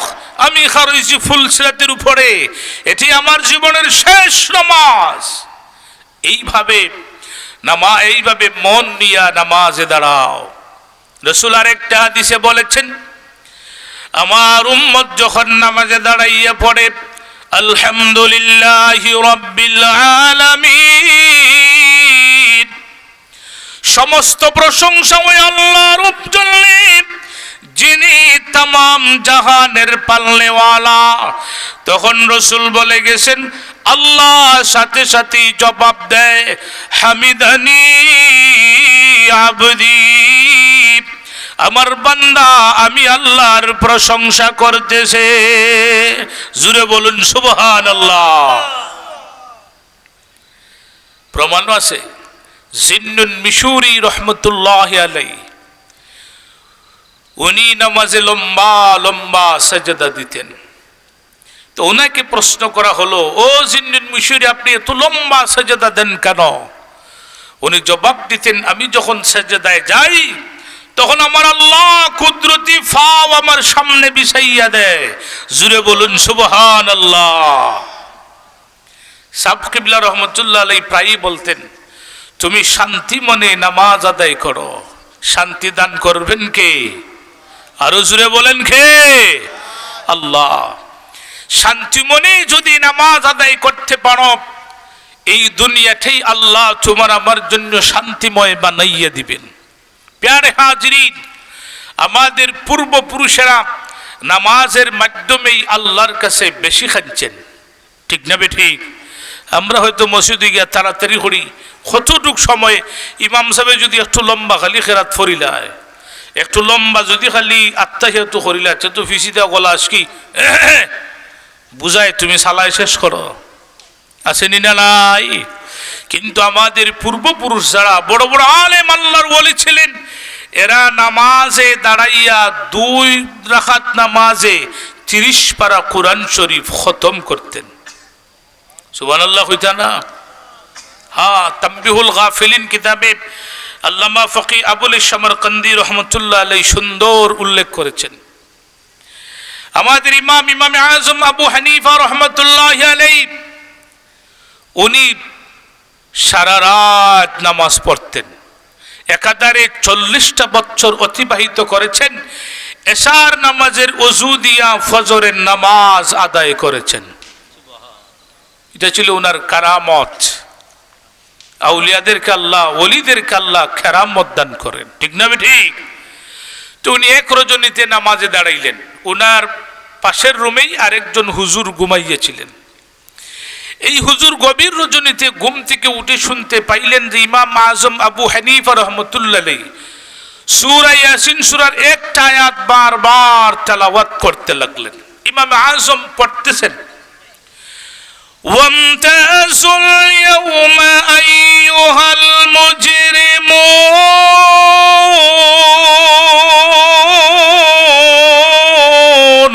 আল্লাহু আকবার। সকলে খোয়া লাগবো আল্লাহু আকবার। এই আয়াত উনি বারবার পড়তেছেন আর কাঁদতেছেন। পাশের রুমের ঘুম থেকে উঠে হুজুর মনে মনে ভাবলেন যে ইমামে আজম আবু হানিফা রহমতুল্লাহ আলাইহি মনে হয় পরের আয়াত ভুলে গেছেন। সকালবেলা ইমামে আজম আবু হানিফা রহমতুল্লাহ আলাইহির সামনে দাঁড়াইয়া বলে, ও ইমাম সাহেব, গত রজনীতে আপনি একটা আয়াত বারবার তেলাওয়াত করলেন কেন? মেহেরবানি করে বলুন পরের আয়াত কি আপনি ভুলিয়া গিয়েছিলেন? ইমামে আজম আবু হানিফা রহমতুল্লাহ আলাইহি জবাব দিলেন, হে আমার ছাত্র, পরের আয়াত আমি ভুলি নাই। ওই আয়াত যখন তেলাওয়াত করেছি স্মরণ হয়েছিল হাসরের ময়দানের কথা। হাসরের মাঠে যখন সমস্ত মানুষ দাঁড়াইয়া যাইবে, আদম আলাইহিস সালাম থেকে নিয়ে কিয়ামতের আগ পর্যন্ত সমস্ত মানুষ যখন হাসরের ময়দানে দাঁড়াইয়া যাইবে, তখন আল্লাহ ঘোষণা দিবেন, ওয়ামতাজুল ইয়াউমা আইয়ুহাল মুজরিমুন, হে পাপিষ্ঠের দলেরা, গুনাহগারের দলেরা, আজকে তোমরা আলাদা হইয়া যাও, আজকে তোমরা পৃথক হইয়া যাও আমার মায়ার বান্দা বান্দীদের কাছ থেকে। ইমামে আজম বলেন, আমার মন বলে না জানি মহান আল্লাহ আমারে কোন কাতারে দাঁড় করাইয়া দেয়। আল্লাহ যেন আমারে আল্লাহর মায়ার বান্দা বান্দীদের কাতারে দাঁড় করাইয়া দেয়। ওই আশা নিয়া সারা রাত বিবি আল্লাহর দরবারে কান্দিয়াছি। সুতরাং নামাজ গুরুত্বপূর্ণ একটা আমল, যেটা আল্লাহর নিকটবর্তী হওয়ার সবচেয়ে বড় মাধ্যম। নামাজের মাধ্যমে আল্লাহর ওলি হওয়া যায়। নামাজের মাধ্যমে ইহকালও শান্তি পরকালও শান্তি পাইবেন। নামাজ যারা পড়ে এরারে আল্লাহ এত এত মহব্বত করেন, মায়া করেন। যেমন দুনিয়াতে প্রমাণ, একজন নামাজি পরহেজগার মানুষের সামনে একজন বেনমাজি যখন সামনাসামনি হয়, তখন বেনমাজির চেহারা এমনিতেই ছোট হইয়া যায়, ঠিক না বেঠিক? একজন বেনমাজি তার মন এমনিতেই দুর্বল হইয়া যায়, কারণ তার সামনে দাঁড়াইয়া রয়েছেন আল্লাহওয়ালা নামাজি পরহেজগার মানুষ। জুড়ে বলেন ঠিক না বেঠিক? আমরাও দেখছি বড় বড় গুন্ডা মাস্তান যখনই হুজুরার সামনে চলে আসে, তখন হে মাথা ফাচ্চা কই, হুজুর আমার মাথা একটা ফু দেন। আসেনি না নাই? কেন দে? হে জানে হে তো মাস্তান, হে তো খারাপ, কিন্তু উনি যিনি নামাজি পরহেজগার আল্লাহওয়ালা, উনি অবশ্যই তার চাইতে সম্মানী, আল্লাহর কাছে প্রিয়। এর কারণে সে মাথা আথাইয়া দেওয়ার দরখাস্ত করে, ঠিক না বেঠিক? ভাই, নামাজি মানুষের জন্য আসমান জমিনও কান্নাকাটি করে।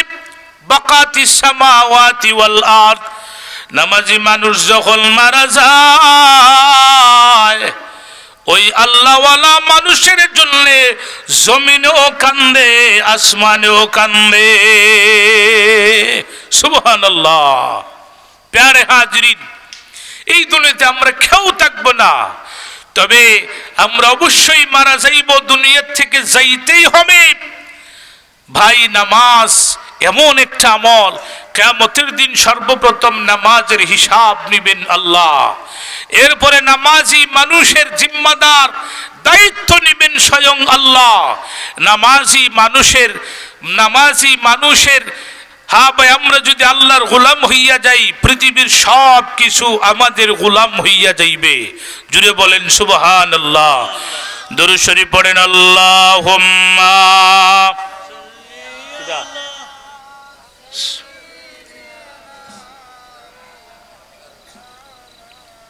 মুহাম্মাদ ওয়া আলা আলি সাইয়্যিদিনা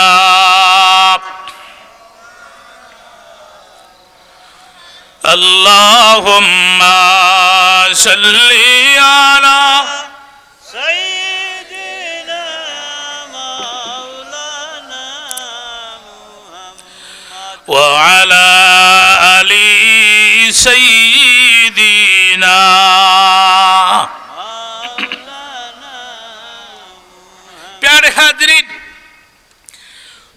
ছেলে মেয়েকে যদি নামাজি বানাইতে চাও, অবশ্যই মক্তবে মাদ্রাসায় পড়ানোর দরকার আছে না নাই? হ্যাঁ, আপনার আমার একটা ছেলে যদি আলেম হইয়া যায়, হাফিজে কুরআন যদি হইয়া যায়, তাহলে নূর সুদূর কিতাবে আল্লামা জালালউদ্দিন সুয়ুতি রহমতুল্লাহ আলাইহি কয়েকটা হাদিস এনেছেন।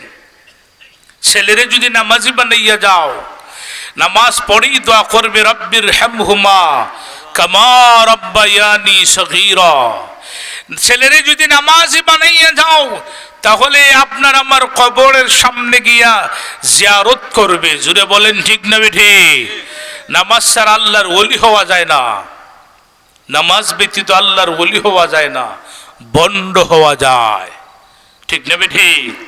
নামাজ এমন একটা আমল, নামাজের মাধ্যমে আল্লাহর সবচেয়ে নৈকট্যতম হাসিল করা যায়। তো ভাই, আপনি আমার জীবন তো প্রায় শেষ, এখন আপনি আমার ছেলে মেয়ের জীবন, এদেরকে নামাজি বানাইয়া যাও, মুত্তাকি পরহেজগার বানাইয়া যাও। এরা দুনিয়াতে যে আমল করবে, একটা আমলের অংশ মা বাবার কবরে চলিয়া যাইবে। সুবহানাল্লাহ। নূর সুদূর কিতাবে আল্লামা জালালউদ্দিন সুয়ুতি রহমতুল্লাহ আলাইহি উল্লেখ করেছেন, মায়ার নবী বলেছেন, আপনি আমি যখন মারা যাইব, বড়ই পাতার গরম পানি দিয়া আপনাকে আমাকে গোসল করাইয়া সাদা কাপড়ের ভিতরে ঢুকাইয়া ঘোষণা যখন দেওয়া হবে, অমুক সময়ে জানাজার নামাজ আরম্ভ হয়ে যাবে, দলে দলে সমস্ত মানুষ আসবে জানাজায় শরীক হওয়ার জন্য। মায়ার নবী বলেছেন, ওই সময় যদি আপনি আমার ছেলে জানাজার নামাজের ইমাম হইয়া যায়, ছেলে যদি জানাজার ইমাম হয়, তাহলে তার অন্তরটা কতটুকু যে নরম হয়, সারা রাত ওয়াজ হইয়া বুঝানি সম্ভব হবে না। নেতার মাও যদি মারা যায়, নেতায় কান্দে, মানুষে গিয়ে কয়, তুমি আমরা নেতা, তুমি যদি কান্দো তোমারে আর খেয়ে সান্ত্বনা দিব। নেতায় কয়, আমি তো কান্দি না, কিন্তু আমার চক্ষুকে আমি বারণ করতে পারি না। ঠিক না ঠিক?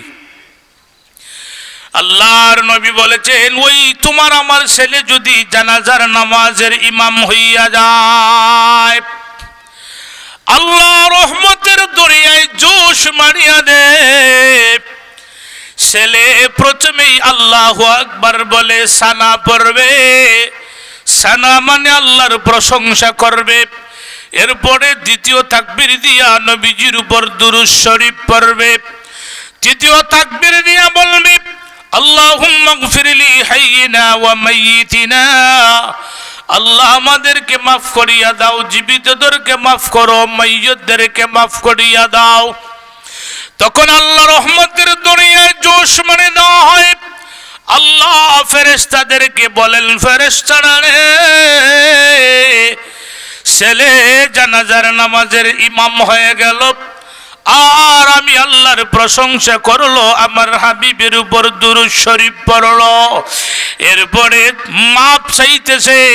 আমি মহান আল্লাহ তোমাদেরকে সাক্ষী রেখে ঘোষণা দিয়ে দিলাম, তার মা বাবার জীবনের সমস্ত গুনাহ আমি আল্লাহ মাফ করিয়া দিলাম। নূর সুদূর কিতাবে আর উল্লেখ করেছেন, আপনি আমি যখন কবরে চলিয়া যাইব, কবরে যাওয়ার পরে এই দুনিয়াতে যদি ছেলে নামাজি বানাইয়া যাও, আলেম বানাইয়া যাও, হাফিজে কুরআন বানাইয়া যাও, তখন নামাজ পড়িয়েই মা বাবার কবরে চলিয়া যাইবে। মা বাবার কবরের সামনে দাঁড়াইয়া সালাম দিয়া কোরআন শরীফ থেকে যা কিছু পারে তেলাওয়াত করবে, রসুলের উপর দুরূদ শরীফ পড়বে, এরপরে মুনাজাত করে বলবে রব্বির হামহুমা কামা রব্বায়ানি সগীরা। হে রব্বুল আলামিন, আমি ছোট্ট বয়সের সময় আমার মা বাবা আমার সাথে যেই রকমের ব্যবহার করেছিল, আল্লাহ তুমিও আমার মা বাবার সাথে সেই রকমের ব্যবহার করো। মায়ার নবী বলেছেন, ছেলে মা বাবার কবরের সামনে দাঁড়াইয়া একবার যদি মা বাবার কবর জিয়ারত করে, কমপক্ষে 40 দিনের জন্য মা বাবার কবরের আযাব বন্ধ করে দেওয়া হয়। প্যারে হাজরি, মহিলারা ঘরের ভিতরেই নামাজ আদায় করবে। মহিলারা ঘরের ভিতরে নামাজ আদায় করলে পুরুষেরা মসজিদে গিয়া যে সওয়াব, মহিলারা ঘরের ভিতরে নামাজ আদায় করলে পুরুষের সমান সওয়াব। সুবহানাল্লাহ কইতা না? ফাতেমা রাদিয়াল্লাহু তাআলা আনহার অভ্যাস ছিল ইশরাকের নামাজ পড়ার পরে চুলায় আগুন ধরাইতেন। সুবহানাল্লাহ। মানুষ আরো আসবে, আমি অনুরোধ করবো যাদের সামনে খালি জায়গা আছে ফুরা করে বউ, সামনের জায়গা ফুরা করেন, দুরূদ শরীফ পড়েন আল্লাহুম্মা। ও ভাই, সামনের খালি জায়গাটা ফুরা করিলাও, ফুরা করিলাও। মুহাম্মাদ ওয়া আলা আলি সাইয়্যিদিনা। প্যারে হাজরিন, মহিলারা গড়ের ভিতর থেকেই দোয়া করবে রব্বির হামহুমা কামা রব্বায়ানি সগীরা। পুরুষেরা পায়ে হাঁটিয়ে গিয়ে যে সব মহিলারা গড়ের ভিতর বসে দোয়া করলে সমান সব। হ্যাঁ ভাই, রাবিয়া বসরি রহমতুল্লাহ আলাইহা, উনিও সারা রাত আল্লাহর ইবাদত করতেন, নামাজ আদায় করতেন। সুবহানাল্লাহ, নামাজ আদায় করতেন। হ্যাঁ ভাই, মহিলারা যদি ঘরের ভিতরে নামাজ আদায় করেন, পুরুষেরা মসজিদে গিয়ে যে সব পাইবে, মহিলারা ঘরের ভিতরে নামাজ পড়লে সেই সব পাবে। ঘরের ভিতরে স্বামী স্ত্রী যদি নামাজি হইয়া যায়, তাহলে তাদের ছেলে মেয়েরা অবশ্যই নামাজি হবে। জুড়ে বলেন ঠিক না বেঠে? ভাই, আমরা তো নামাজ পড়ে অনেক আরামে, কিন্তু সাহাবায়ে কেরাম নামাজ পড়তে গিয়ে অনেক কষ্ট করেছেন। হযরত ওমর ফারুক রাদিয়াল্লাহু তাআলা আনহু মুসলমান হওয়ার পর ঘোষণা দিয়েছিলেন, ইয়া রাসূলুল্লাহ, আমি ওমর মুসলমান হয়ে গেছি, আর লুকাইয়া নামাজ পড়তে হবে না। আজ থেকে আমরা প্রকাশ্যেই কাবা ঘরের সামনে দাঁড়াইয়া নামাজ আদায় করব। জুড়ে বলেন সুবহানাল্লাহ। তো আমি অনুরোধ করব, নামাজ নামাজ আপনাদের সকলের পায়ে ধরে বলতেছি, নামাজটা কায়েম করেন, নামাজটা নিজেও পড়েন, নিজের ছেলে মেয়েদেরকে হুকুম করেন, আদেশ করুন। 7 বৎসর বয়স হলে তাদেরকে নামাজের কথা বলেন, 10 বৎসর বয়স হলে পিঠাইয়া নামাজ পড়ান, নতুবা একদিন এরাই আপনার আম্মার বিরুদ্ধে আল্লাহর আদালতে বিচার দাঁড় করবে। নাউজুবিল্লাহ কইতা না? হ্যাঁ, ছেলে মেয়েরা মা বাবার বিরুদ্ধে হাসরের ময়দানে আল্লাহর আদালতে বিচার দিবে। তখন কিরামান কাতিবিন, 2 জন ফেরেশতার সাক্ষী দেখার পর যদি দেখা যায় সত্যি মা বাবা এদেরকে নামাজ পড়ায় নাই, কোরআন পড়ায় নাই, তখন মা বাবার অন্যায় যদি হইয়া যায়, তখন ওই ছেলে মেয়ে বলবে, আল্লাহ, এরা আমরা নামাজ শিখায় নাই, এরা আমরা ইসলামের ধর্মের কোনো কিছুই শিখায় নাই, খাম খড়াইছে, বিভিন্ন জিনিস শিখাইছে, বিদেশ পাঠাইয়েছে, আমাদের দিয়ে পয়সা উপার্জন করেছে। এরা যদি আমরা নামাজ পড়াইতো, ইসলামী শিক্ষা শিখাইতো, তাহলে আমরা অবশ্যই নামাজ পড়তাম। আজকে এদেরকে আমাদের সামনে ফেলাও, এর উপরে দিয়ে আমরা জাহান্নামে যাইতে চাই। জুড়ে বলেন নাউজুবিল্লাহ। আর দুনিয়াতে যদি নামাজি বানাও, মুত্তাকি পরহেজগার বানাও, তাহলে কিয়ামতের দিন এই ছেলেকে আল্লাহ পারমিশন দিবেন 10 জন মানুষকে সুপারিশ করার। সুবহানাল্লাহ। তো ভাই, আপনার আমার কর্তব্য হলো এই দুনিয়াতে থাকতেই আল্লাহর ইবাদত নামাজটারে গুরুত্ব দিতাম। নামাজের গুরুত্ব অপরিসীম। নামাজ এমন একটা আমল, নামাজ সবচাইতে আল্লাহর নৈকট্যতম হাসিল করার মাধ্যম হলো নামাজ। আল্লাহর কাছে দোয়া করি আল্লাহ পাক যেন আপনাকে আমাকে নামাজের গুরুত্ব বুঝার এবং 5 ওয়াক্ত নামাজ আদায় করার তৌফিক দান করেন, নবীজির সুন্নতের উপর আমল করার তৌফিক দান করেন। সবাই বলেন আমিন। সাল্লাল্লাহু আলা সাইয়্যিদিনা ওয়া মাওলানা মুহাম্মদ وعلى آله وصحبه وسلم استغفر الله إن الله غفور رحيم أستغفر الله ربي من كل ذنب وأتوب إليه لا حول ولا قوة إلا بالله العلي العظيم سبحان الله وبحمده سبحان الله العظيم سبحان الله وبحمده سبحان الله العظيم الحمد لله رب العالمين والعاقبة للمتقين والصلاة والسلام على سيد المرسلين ربنا آتنا في الدنيا حسنة وفي الآخرة حسنة وقنا عذاب النار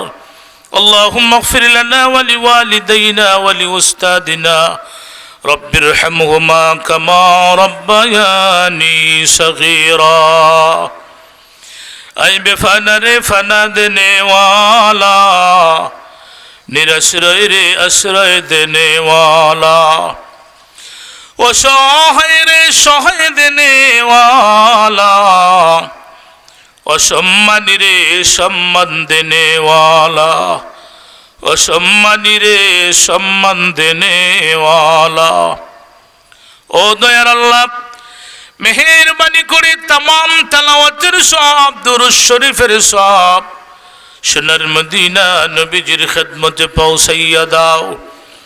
সমস্ত নবীগণ সিদ্দিকগণ সাহাবায়ে কেরাম তাবিঈন তবে তাবিঈন উলামায়ে কেরাম ওলি আউলিয়া গৌস কুতুব তোমার মায়ার বান্দা বান্দি মুসলমান নর নারী জান্নাতুল বাকি জান্নাতুল মুআল্লা শহীদ কারবালা হযরত শাহজালাল ইয়ামনি মজরুদ রাহমাতুল্লাহ আলাইহি সহ 360 আউলিয়া আমাদের পীর মুর্শিদ আল্লামা সাহেব কিবলা ফুলতুলি রহমতুল্লাহ আলাইহি সহ এই গ্রামের যত মুর্দেগান মুসলমান নর নারী কবরবাসী, বিশেষ করে আমরা যারা হাত তুলেছি জানি না কারো মা নাই বাবা নাই, মার খানদানের বাবার খানদানের যত মায়ার মানুষ কবরবাসী, মেহেরবানি করে तमाम রূহে পাকে সবটুকুন পৌঁছাইয়া দাও। আল্লাহ তাআলা আমরার হায়াতে বরকত দাও, বিবি বচ্চন তোর হায়াতে বরকত দাও, রুহানি জিসমানি কলবি বিমার রে মাফ করিয়া দাও, অভাব অনটন পেরেশান রে দূর করিয়া দাও, সোনার মক্কা সোনার মদিনা জিয়ারত করার তৌফিক দাও।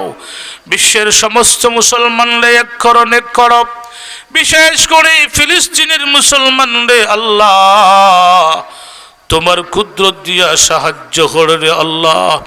আল্লাহ এই মাহফিল যারা আয়োজন করেছেন টাকা পয়সা দিয়া শ্রম দ্বারা বুদ্ধি দ্বারা, যারা আরামের ঘুম ত্যাগ করে কনকনে শীতের রাত্রিতে এই জান্নাতি বাগানে বসেছেন এসেছেন, আল্লাহ তামামের আশারে বসারে কবুল আর মঞ্জুর করো। ইহার উসিলায় আমরা প্রত্যেকরে বেগুনা মাসুম বানাইয়া বাড়িতে পৌঁছাইয়া দিও। রব্বুল আলামিন কিয়ামতের দিন আজকের মাহফিল আমাদের নাজাতের উসিলা বানাইয়া দিও। আল্লাহ এই মাহফিল কিয়ামত পর্যন্ত যেন হয় তৌফিক দান করো আল্লাহ। আল্লাহুম্মা আনসুরনা ফাইন্নাকা খায়রুন নাসিরিন, আল্লাহুম্মা আরহামনা ফাইন্নাকা খায়রুর রাহিমিন। اللهم انصر من نصر دين محمد صلى الله عليه وسلم صلى الله تعالى على خير خلقه محمد وآله وصحابه أجمعين آمين آمين بحق لا إله إلا الله محمد رسول الله صلى الله عليه وسلم السلام عليكم ورحمة الله ما شاء الله। অত্যন্ত গুরুত্বপূর্ণ নসিহত শুনছিলাম মুফতি আলী মাসুম সাহেবের কাছ থেকে। হুজুরকে মাহফিল কমিটির পক্ষ থেকে আন্তরিক মোবারকবাদ জানাচ্ছি।